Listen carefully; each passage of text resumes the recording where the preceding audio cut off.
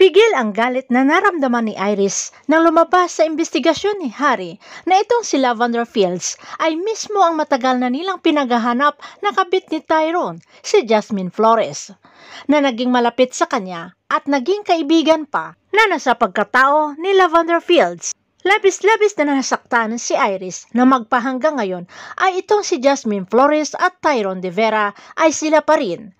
At tulad sa ipinangako ni Iris sa kanyang amang si Vito ay hindi na siya magpapaloko at mag-iingat sa pagtanggap muli dito sa kay Tyrone para hindi na muli masaktan. At sinabi rin ni Iris sa kanyang ama na makipaglaro rin siya sa kanila, Tyrone at Jasmine Flores.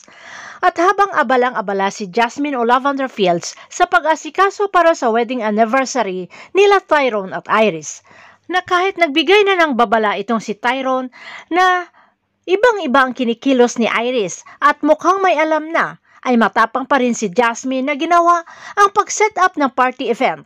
Habang si Iris ay tinawagan na ang mga kapulisan at pinapastandby sa labas ng Grand Terrace at antayin ang hudyat ni Iris para hulihin ang tinuturing nilang kriminal na nakapatong ay 15 million pesos dito sa kay Jasmine Flores.